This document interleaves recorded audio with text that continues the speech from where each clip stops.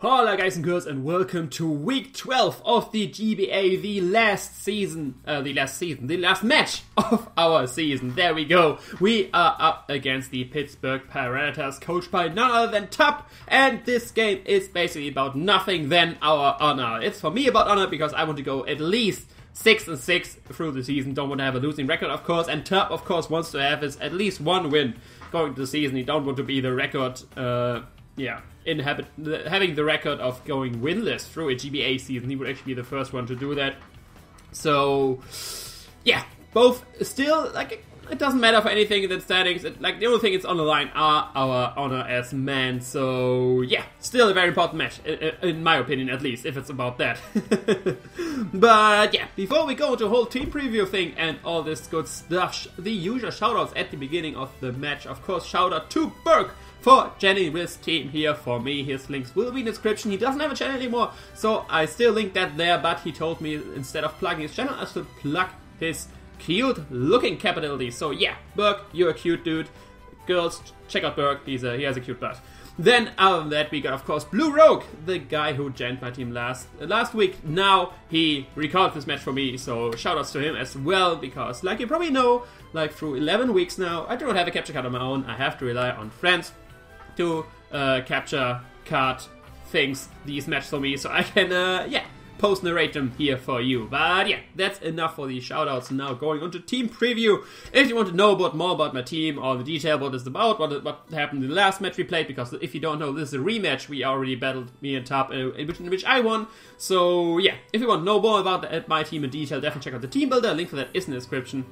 But for all which don't have the time for that, and I guess not many people care anymore about this match. There are way more important matches going on this week than this one, barring you're a fan of me and Tup, of course. We got Splashy Defensive Rotom, we got Soul Duladias, we got kind of physically bulky Rocky Helmet Magiana, we got a Scarf Tornadus, we got a physically defensive Primarina, and we got a Life Orb Mixed Crawdon. On Tup's team, you see the Staraptor, the Nidoking, the Slowking, so the double King Core, the Hitmontop, the Hydreigon, and the Tapu Koko. So a very similar team than last time. The only thing he changed, he brought the Nidoking instead of, and the Staraptor instead of Scizor, of course, because he doesn't have Scizor anymore, and Nidoking instead of, don't quote me on that. What did he not bring last time? What did he bring last time? What's not on the field right now? I have no clue. Leave in the comments if you know what he brought last time instead of Nidoking. I know Staraptor instead of Scizor, of course. Staraptor, huge threat. I'm very happy to not see Blissey on the field, because Blissey would have been a problem with my team. I bring a very similar team than last time, barring that I have one Blissey and Celeste, because my Magiana is now fully special instead of physical, which I had for the Blissey. So basically I had a team which deals less than Blissey than even my last team, so very happy to not see that around. Then what I see on the team is Hitmontop, probably again for the Crawdon. I don't know yet if he's fully Fistef or offensive like last time. Then the Hydreigon and the Tapu Koko. Tapu Koko, I guess, just Life Orb, Extra Build, something like that. Hydreigon probably a Scarfer. Nidoking could be a Scarfer as well. One of the two is definitely a Scarfer. Also Raptor could be a Scarfer as well. He has 3 potential Scarfers. One of these 3 is going to be a Scarfer, and the other 2 are going to be scary. Still, the Raptor could be banned, of course, as well. Nidoking, I have to scout if he's special or physical. The Slowking, I'm very unsure what a Slowking is. Last time he was a bit creative with a Slowking, brought an offensive Life Orb one. So I don't know if he wants to try that again. So I have to scout that around. In general, Slowking is a bulky mofo, of course, with Regenerator and all this good stuff. So yeah, difficult to take down. And yeah, what I will lead with, I mean, it's the last week. It's a meme through the season. I lead with Rotom like this. At this point, I was not even thinking too much about the lead matchup. I was thinking, okay, it's the last week, why lead with something else than Rotom? I did that through the whole season. Why should I stop in last week? But still, it has a decent matchup with a lot of the teams, blah, blah, blah. You know that nearby Rotom is close to always a good lead in turn 1. So yeah, I'm going to do that. Not too much to talk about. Let's see what he leads with. Of course, I had more thinking in that, but it was just, even if they had a better lead, I would probably still lead with Rotom, because it's the last week. I did it for the whole season. It's a meme. It's called Rotom meme. I have to go for the meme. Boys, if you have the chance, and girls, of course, as well, if you have a chance to go for the meme, always choose the meme. But yeah, he decides to lead with Staraptor. I do not want to stay in because I'm especially defensive. I do not want to take any hit from this thing because I still need this for the Tapu Koko. So I'm going to switch out into my Magiana, which is built to take on this thing. He decides to go for the U-turn, which of course quad resistant, and because of my investment I take no damage at all. Look at that, I take 8 damage, and through the Urke Helmet he takes way more. So damage-wise, we are ahead. Of course, he has the initiative right here, and he could bring in something scary like Nidoking, but he actually decides to bring in the Slowking. I'm very surprised at that. I can just fire off a Volt Switch right here. I'm guaranteed to... I'm not guaranteed to outspeed him, but he needs a lot of speed to outspeed me. So, yeah, this Volt Switch damage tells me he is max HP. So he's definitely not SpDef. He is just max HP. And I just switch out right here into my Latias, because last time he had Fire Blast, and I can take the variable. And I just use his Latias basically to scout out what this Slowking wants to do. He goes to a Substitute, and he does not show leftovers, so I'm already weirded out. Substitute is a bit scary because only Draco Media breaks the sub, and if I go too many, I won't be able to break the sub. So right here, I missed my Draco actually, but doesn't matter because he goes for a sub. So seems he has some kind of berry he wants to be going off, because he did go for sub again, not for like slack off or an attack. But yeah, I still have no idea what this Slowking is all about. So I just Draco right here, get rid of the Substitute, and probably him going for now a Substitute, or like what other coverage moves are. I only saw Substitutes for and no item. Like, my only idea is that he has a berry. Probably a boosting berry? I don't know. Is he like a special attack boosting berry? There's the berry. Is it special attack boosting? And no, it's a recovery berry. So he's at good health again. And behind the sub. But I still have no idea what this goddamn Slowking wants to do. It's behind the sub. It's a decent amount of health. I go for another Draco breaking the sub. A third Draco would actually not be able to break the sub, or there's only a chance to break the sub. So after that, I will have to switch out. Because I don't want to give this thing free subs or free setup. Whatever this thing wants to do behind the sub, I don't want to allow that to happen with my Latias at -4 special attack now. And he fires a Belch, so that's what the berry is for. He has Belch, which is a very strong poison attack. Probably from a Primarina, but yeah, Primarina was not my switch into this thing, because Primarina would actually do nothing to like a Calm Mind, sub Slowbro or something like that. But yeah, I switch out into my Roto right here, because there's no way he is going for Water move. He's probably going for Belch or Recovery or something like that. I can grab him into a Volt Switch. But he actually decides to go into his Tapu Koko, probably predicting a Draco Meteor, and that is great for me, because that is the thing which this thing is built to take on. So I can just fire off a Hidden Power Ground right here. Overheat won't be able to Oko this thing. Like I said, I want to play safe and hit him off and Hidden Power Ground. And he goes for Nature's Madness, actually misses. So deja vu from the last match. Last time he did for Nature's Madness as well for this my Rotom, and he missed the first one. You see the leftovers right here, and I was, oh damn, that thing has Roost, because this thing has Roost. My Rotom actually can't beat the 1v1 because HP Ground is doing less than 50%, and Overheat would just make me weaker. But yeah, he goes for another Nature's Madness. That doesn't really matter too much versus this thing. Of course, it does half, it does more than any other move, but I can paint it up with him. I just fire off another HP Ground, and right here he is in range for an Overheat, even if he Roosts. So I can just fire off that. I of course get my leftovers as well, and yeah, this is looking like a very similar Tapu Koko than last time, just having leftovers this time instead of a Life Orb. So yeah, I'm gonna fire off an Overheat right here, killing this thing, or if he wants to switch into something else, I will do a bit of more damage to that. I did really go for Hidden Power Ground, so he might bring his Hydreigon. I was not feeling comfortable going for Volt Switch, not killing this thing, so I'd rather fire off rather save Overheat, killing something. He actually goes into his Hitmontop, and great! Overheat does a very good amount of damage to this thing. I can now scout out what kind of Hitmontop this is, if he is max HP or something like that. And finally know if it's switching to my Crawdaunt or just an offensive checks. But yeah, I go for Overheat, and that is an offensive Hitmontop. It does take over half from his Overheat, which is very nice. I get my leftovers back right here, and like you can see, he will get his, I think, as well. Yeah, he gets his as well. And I would hard switch right out here, because I don't want to take any hit from this thing or get toxic or something like that.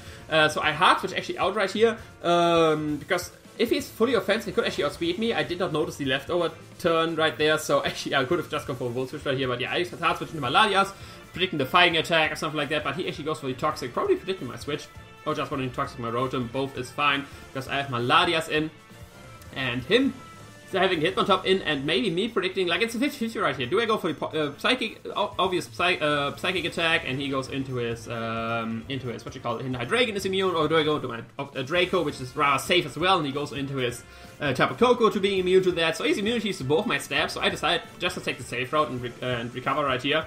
Oh, no, wait, do I double out? Or was it another turn? I think I double out right here. I think I double out right here, because he's scared out. What do I do? No, I go for recover. Okay, that was another turn. I do go for his safe recover right here. Basically covering all plays and just keep my Latias healthy. He goes into his Tapu Koko, and even though my Rotom is at half health, he's still able to take two Oh wait, no, never mind. I go into my Magena right here, because if you bring a Tapu Koko with the Latias, you can only do two things. You either go for U-turn or you go for Dazzling Gleam. And I already saw U-turn, so I can get some Rocky Helmet damage on him, so I'm gonna do a ballsy play, go into my Magena right here. If you go for Thunderbolt or Volt Switch, that would have done a lot of damage, but he's looking like a similar Tapu Koko to last time, so my prediction works off. This U-turn does even less, because Tapu Koko is actually is more specially orientated, it seems. And I get some Rocky Helmet on him, which is nice, and I have Magena in once again. If he goes to the Slowking once again, that's great, because now Electric Terrain is up, and my Volt Switch is actually Electric Terrain boosted, so I can do a lot of damage with this Volt Switch. So yeah, Slowking being a lot of health right here. After this Volt Switch, he will be down at only 30 to 20, like, yes, 30% I would say. But he has the potential to get a sub right here. But I just switch out into my Tornado right here, predicting him to go for the substitute, because that's what he did last time versus my Magiana. And I don't want to hard switch in versus something. Right here, I will just go for the U-turn, break the sub, and then hard switch into my Crawler, predicting him to go for the slack off. Because so far I saw Belch, I saw substitute, I know he has a water move, most likely, and then he has like recovery as his last move. That's what the set I predict right here with this guy. So I will hard switch out right here into my Crawler, predicting him to slack off, basically getting a free switch, and then be able to KO something with a Crype Hammer or knockoff. But he goes for his gold, and I'm just hoping, please don't get a burn, please don't get a burn. 70% chance that this turn goes well, and it does. Once again, deja vu. In our first match, I switched in Crawler to a Scald as well and did not get burned. So yeah, because Slowking is so low, actually I can fire off a Crab Hammer to kill it and kill the potential Hitmontop switch in as well. Which works out great because I fire off a Crab Hammer right here, and like you see, Hitmontop does go down to this because he was an offensive variant. If he would have gone into Hydreigon, he could have been a Z variant, so Crab Hammer overall was the safest play, even though there's a chance to miss. I think it was the best play overall, and it did work out here.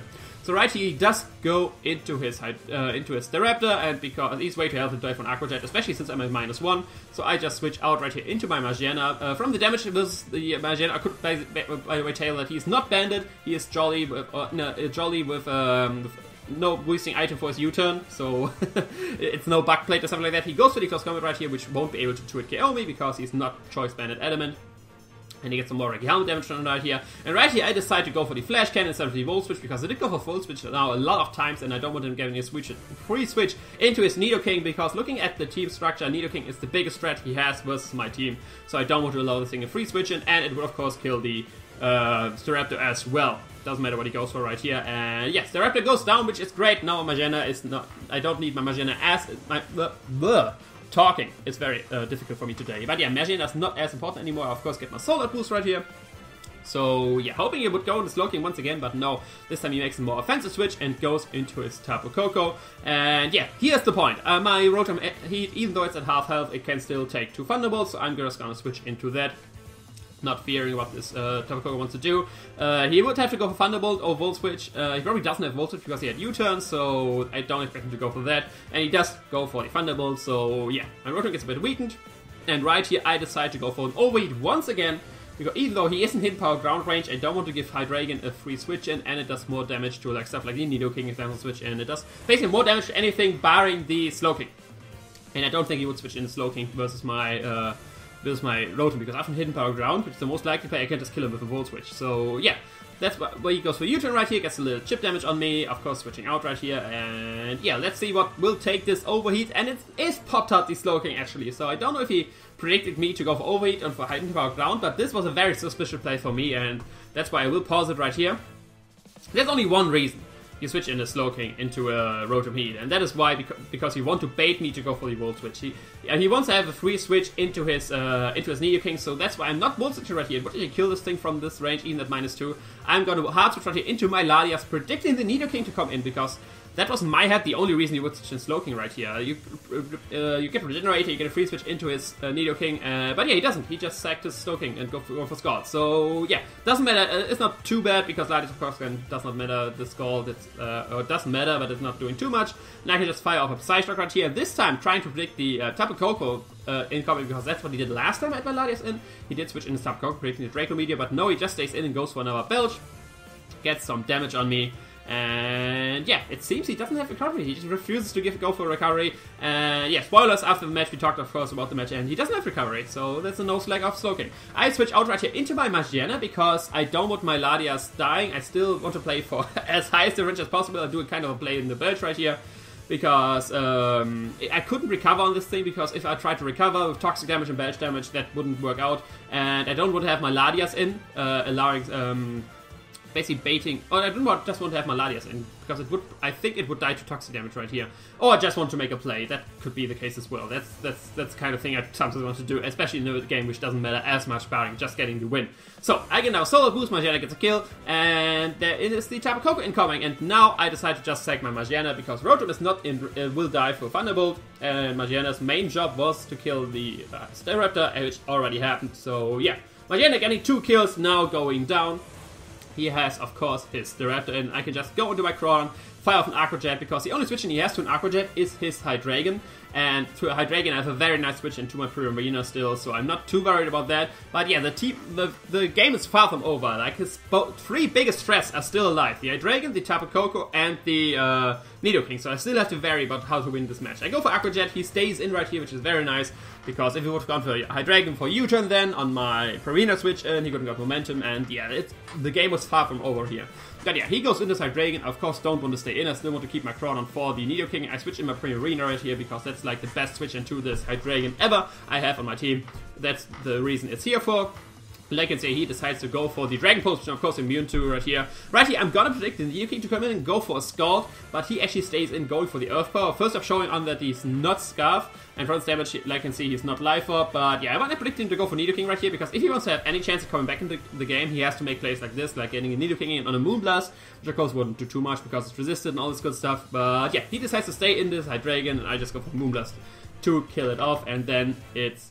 I can see he does stay in. I just go for Moonblast right here to try to kill it off, and now it's Nidoking versus the world. Can he pull it off? Does he have some shenanigans with his Nidoking, which make him able to sweep through my whole team? Very unlikely, but we will find out in a short minute. Either way, the Hydreigon goes down, Primarina gets another kill for this. It's very nice. Primarina actually being one of my kill leaders of the season, very surprising. But it will go more in detail about the stats of my mons once the GBA recap is going on. But yeah, he only has his Nidoking left, so of course he's gonna switch into that, and I decide to just... I don't have a switch into this thing, depending on what he goes for, so I just go for an Aqua Jet right here to bring in guaranteed in range of an Aqua Jet from my Crawdon. If he's max HP, he could actually lift an Aqua Jet from a Crawdon, or if he has a Partial Berry, or something like that. This Aqua Jet from Marina covers all the possibilities, because now he's... I would have wanted the Partial Berry or bring in range to Aqua Jet from my Crawdon if he's max HP. So yeah. I could show off the Aqua Jet on Primarina, which is nice, and now I can just go to Crawdon and KO this Nidoking. There's no way this thing is living. Like you see, we had no Partial Berry and stuff like that. And even Sucker Punch won't be able to kill me because it's resisted. And I do go for the Aqua Jet, and this Nidoking goes down, and that is the 4-0 win for the Borussia Donphan versus the Pittsburgh Pirattatas. And yeah, that's the whole game. That's the whole season. We win 4-0 versus Tup. So Tup sadly has to go undefeated, winless, not actually undefeated, winless through this season, which is of course sad for him, but I am able to go 6-6 with a positive differential out of the season still. I am not very happy with the season, and you should not as well with my performance. Of course, I had good matches, I had bad matches, like I said, more in the recap, but yeah. That's all for today. I'm sorry, Tup, I couldn't give you the win. I'm not a nice person. You all guys know that. I'm not a very nice person. If I can, like I said in G-Builder, if I can bully an old man, I'm gonna bully him into the ground and get a very nice win versus him. And yeah. Let me know what you thought of the match. Like, there's not too much to talk about because that match didn't really much matter, barring me, I want to win, and him wanting having a win. And yeah, I got the win. And boom, here we are. 6-6, +3 differential. Not the season I imagined, but definitely still a season with some ups and downs. But yeah, I'm rambling. And I think you're not subscribed for rambling. If you are, you're welcome. But that's all for this week. Let's end this video. I will see you another time. Ciao.